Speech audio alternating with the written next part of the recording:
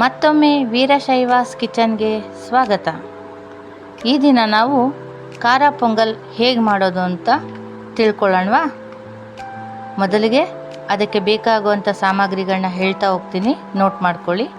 ಅಕ್ಕಿ, ಹೆಸರುಬೇಳೆ, ಗೋಡಂಬಿ, ಕಾಯಿ ತುರಿ, ಜೀರಿಗೆ ಮತ್ತು ಮೆಣಸು, ಇಂಗು, ಕೊತ್ತಂಬರಿ, ಕರಿಬೇವು, ಹಸಿಮೆಣಸಿಕಾಯಿ, ಒಗ್ಗರಣೆಗೆ ಸಾಸಿವೆ.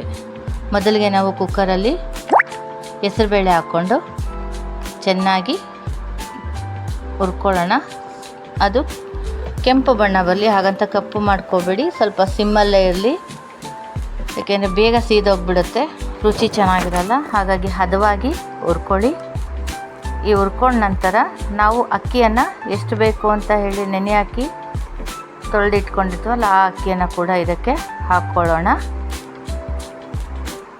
ನೀಟಾಗಿ ಎರಡೂ ಹೆಸರುಬೇಳೆ ಮತ್ತು ಅಕ್ಕಿ ಎರಡು ಮಿಶ್ರಣ ನೀಟಾಗಿ ಮಾಡಿ, ಈ ರೀತಿ ಮಾಡೋದ್ರಿಂದ ಎರಡು ಸಮನಾಗಿ ಹೊಂದ್ಕೊಂಡಿರುತ್ತೆ. ಒಂದೇ ಸೈಡು ಹೆಸರುಬೇಳೆ ಕೂರೋದಾಗಲಿ ಎಲ್ಲ ಆಗೋದಿಲ್ಲ. ಈಗ ಇದಕ್ಕೆ ನೀರು ಹಾಕ್ಕೊಳ್ಳೋಣ. ಪೊಂಗಲ್ ಆಗಿರೋದ್ರಿಂದ ನಾವು ನೀರು ಹೆಚ್ಚು ಹಾಕ್ಕೊಂಡಷ್ಟು ಸಮಸ್ಯೆ ಇಲ್ಲ, ಆದರೆ ಸ್ವಲ್ಪ ಹೋಗ್ತಾ ಹಾಕ್ಕೋಬೋದು. ಹಾಗಾಗಿ ಕೂಗುವಷ್ಟು ಒಂದು 3 ಕೂಗಿಸ್ಕೊಳ್ಳೋಕ್ಕೆ ಎಷ್ಟು ನೀರು ಬೇಕೋ ಅಷ್ಟು ಹಾಕ್ಕೊಳ್ಳಿ. ಇದಕ್ಕೆ ಅರಿಶಿನ ಹಾಕ್ಕೊಳ್ಳೋಣ, ಸ್ವಲ್ಪ ಪೊಂಗಲ್ ಹಳದಿ ಬಣ್ಣದಲ್ಲಿ ಇರೋದಕ್ಕೆ ರುಚಿಯಾಗಿ. ಹಾಗೆ ಬಣ್ಣ ಕೂಡ ಮಕ್ಕಳಿಗೆ ಇಷ್ಟ ಆಗುತ್ತೆ. ಈಗ ಇದರ ಜೊತೆಗೆ ಸ್ವಲ್ಪ ರುಚಿಗೆ ಉಪ್ಪನ್ನು ಕೂಡ ಹಾಕ್ಕೋಬೇಕಾಗತ್ತೆ. ಇದನ್ನು ಹಾಕೋದ್ರಿಂದ ಅನ್ನ ಸರಿಯಾಗಿ ರುಚಿಯಾಗಿ ಬೆಂದ್ಕೊಳ್ಳುತ್ತೆ. ಪೊಂಗಲ್ ಆಗಿರೋದ್ರಿಂದ ನಾವು ಮೊದಲೇ ಸ್ವಲ್ಪ ಉಪ್ಪನ್ನು ಹಾಕೋದ್ರಿಂದ ಸಮಸ್ಯೆ ಆಗೋದಿಲ್ಲ. ಈಗ ಇದನ್ನು 3 ಕೂಗಿಸ್ಕೊಳ್ಳೋಣ. ಕೂಗಿ ರೆಡಿಯಾಗಿದೆ. ಇದನ್ನು ಮತ್ತೆ ಬಾಣಲಿಗೆ ಹಾಕ್ಕೊಳ್ಳೋಣ.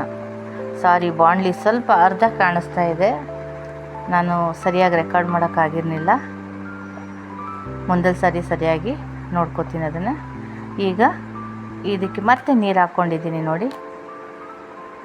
ಇದು ಅನ್ನ ಪೂರ ಅರಳು ಇರಬಾರ್ದು, ಹಾಗಂತ ಪೂರ್ತಿ ಬೆಂದೋಗ್ಲೂಬಾರ್ದು. ಮಧ್ಯಂತರದಲ್ಲಿ ಅಕ್ಕಿ ಥರನೇ ಅನ್ನ ಥರನೇ ಕಾಣಿಸುವ ಹಾಗೆ ಇಟ್ಕೋಬೇಕು. ಅದು ಕುದಿಯೋ ತನಕ ಒಗ್ಗರಣೆ ತಗೊಳ್ಳೋಣ. ಒಗ್ಗರಣೆಗೆ ನಾವು ತುಪ್ಪ ಕೂಡ ಹಾಕ್ಕೋಬೋದು ಅಥವಾ ಎಣ್ಣೆ ಕೂಡ ಬಳಸ್ಕೋಬೋದು. ಎಣ್ಣೆ ಕಾದ ನಂತರ ಇದನ್ನು ನಾವು ಕೆಳಗಿಟ್ಕೊತಿದ್ದೀನಿ. ಸಾಮಾನ್ಯವಾಗಿ ಕೈ ಸಿಡಿಯುತ್ತೆ ಅಂತೇಳಿ ನಾನು ಕೆಳಗಿಟ್ಕೊಂಡು ಚೆನ್ನಾಗಿ ಕಾಯಿಸಿದ ಮೇಲೆ ಅದನ್ನು ಕೆಳಗಿಟ್ಕೊಂಡು ಅದಕ್ಕೆ ಬೇಕಾಗಿರೋಂಥ ಸಾಮಗ್ರಿಗಳು ಹಾಕ್ಕೊಳ್ತಾ ಹೋಗ್ತೀವಿ. ಮೊದಲಿಗೆ ಸಾಸಿವೆ ಹಾಕ್ಕೋತೀವಿ. ಹಾಗೆ ಕುಟ್ಟಿರೋ ಅಂಥ ಜೀರಿಗೆ ಮತ್ತು ಮೆಣಸನ್ನು ಹಾಕ್ಕೋಬೇಕು. ಯಾವುದೇ ಕಾರಣಕ್ಕೂ ಪೌಡ್ರ್ಗಳನ್ನ ಹಾಕ್ಕೋಬೇಡಿ, ರುಚಿ ಚೆನ್ನಾಗಿರಲ್ಲ. ನ್ಯಾಚುರಲ್ ಆಗಿರಬೇಕು ಅಂದರೆ ಇದನ್ನೇ ಕುಟ್ಟಿ ಬಳಸೋದು ಒಳ್ಳೆಯದು.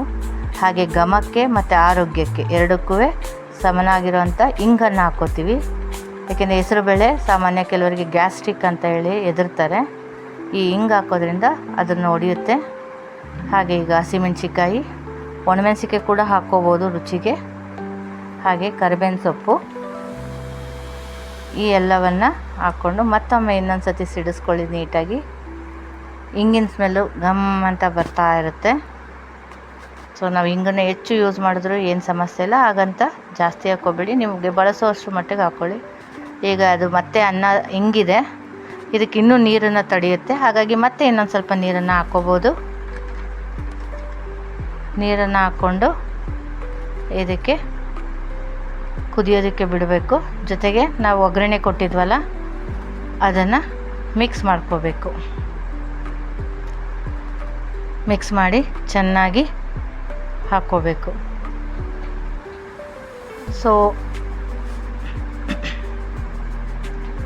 ಇದು ಹದವಾಗಿ ಇದು ಮಾಡುವಾಗ ಇದಕ್ಕೆ ಇನ್ನೊಂಚೂರು ರುಚಿಗೆ ಈಗ ಉಪ್ಪನ್ನು ಹಾಕ್ಕೋಬೇಕಾಗತ್ತೆ. ಮೊದಲಿಗೆ ಕಾಯಿ ತುರಿ ಹಾಕ್ಕೊಳ್ಳೋಣ. ಕಾಯಿ ತುರಿನ ಅದರೊಳಗೆ ಹಾಕೋದ್ರಿಂದ ಮಿಶ್ರಣ ರುಚಿಯನ್ನು ಇನ್ನೊಂದು ಸ್ವಲ್ಪ ಜಾಸ್ತಿ ಮಾಡುತ್ತೆ. ಕಾಯಿನ ಹುರಿದು ಹಾಕ್ಬೇಡಿ ದಯವಿಟ್ಟು, ಕಾಯಿ ನೇರವಾಗಿ ಹಾಕ್ಕೋಬೋದು.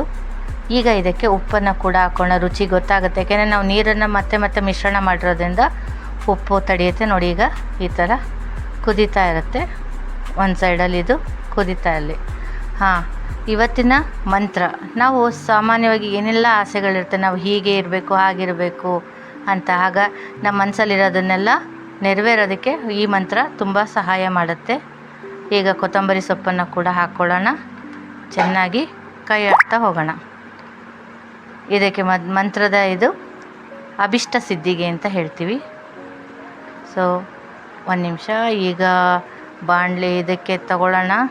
ನಾನು ಈಗ ತುಪ್ಪನ ಸಪ್ರೇಟಾಗಿ ಒಗ್ಗರಣೆ ಕೊಡೋದಕ್ಕೆ, ಅಂದರೆ ಗೋಡಂಬಿ ಮಾತ್ರ ಒಗ್ಗರಣೆ ತಗೋತಾ ಇದ್ದೀನಿ. ಯಾಕೆಂದರೆ ಮೊದಲೇ ಹಾಕ್ಬಿಟ್ರೆ ಆ ಸ್ಮೆಲ್ ಹೊಟ್ಟೋಗ್ಬಿಡುತ್ತೆ, ಆ ತುಪ್ಪದ ಘಮ ಇರಲ್ಲ ಅಂಥೇಳಿ. ಆ ನಂತರ ಅದನ್ನ ಕೆಂಪಗೆ ಮಾಡಿ ಇದರೊಳಗೆ ಹಾಕ್ಕೊಂಡು ಮಿಶ್ರಣ ಮಾಡ್ತೀವಿ. ಈಗ ಮಂತ್ರ: ನಮಃ ಸರ್ವ ನಿವಾಸಾಯ ಸರ್ವಶಕ್ತಿಯುತಾಯತೆ ಮಮಾಭೀಷ್ಟ ಕುರುಶ್ವಾಸು ಶರಣಾಗತ ವತ್ಸಲ. ಈ ಮಂತ್ರವನ್ನು ನಾವು ಪ್ರತಿದಿನ ನಮ್ಮ ಮನಸ್ಸಿನ ಆಸೆಗಳ ನೆನಪಾದಾಗೆಲ್ಲ ಈ ಮಂತ್ರ ಹೇಳೋದ್ರಿಂದ ಖಂಡಿತ ಅದು ಸಿದ್ಧಿಸುತ್ತೆ, ಫಲ ಕೂಡ ಪಾಸಿಟಿವ್ ಆಗಿರುತ್ತೆ. ಪ್ರತಿ ಮಂತ್ರದಲ್ಲೂ ಒಂದೊಂದು ಶಕ್ತಿ ಇರುತ್ತೆ. ಹಾಗೆ ಈ ಮಂತ್ರ ಹೇಳಬೇಕಾದ್ರೂ ನಾವು ಅನ್ನಪೂರ್ಣೆ ಸದಾಪೂರ್ಣೆ ಶಂಕರ ಪ್ರಾಣವಲ್ಲಭೆ ಜ್ಞಾನ ವೈರಾಗ್ಯ ಸಿದ್ಧಾರ್ಥಂ ಭಿಕ್ಷಾಂದೇಹಿ ಚ ಪಾರ್ವತಿ. ವಾವ್, ರೆಡಿಯಾಗಿದೆ ಪೊಂಗಲ್. ಈ ರೆಸಿಪಿ ನಿಮ್ಗೆ ಇಷ್ಟವಾದಲ್ಲಿ ಮನೆಯಲ್ಲಿ ಟ್ರೈ ಮಾಡಿ ಹೇಗಿದೆ ಅಂತ ಕಮೆಂಟ್ ಬಾಕ್ಸಲ್ಲಿ ಹಾಕಿ. ಹಾಗೆ ಮರಿಬೇಡಿ, ಲೈಕ್ ಮಾಡಿ, ಶೇರ್ ಮಾಡಿ, ಹಾಗೆ ಸಬ್ಸ್ಕ್ರೈಬ್ ಆಗೋದನ್ನ ಮರಿಬೇಡಿ. ಥ್ಯಾಂಕ್ ಯು, ಧನ್ಯವಾದಗಳು.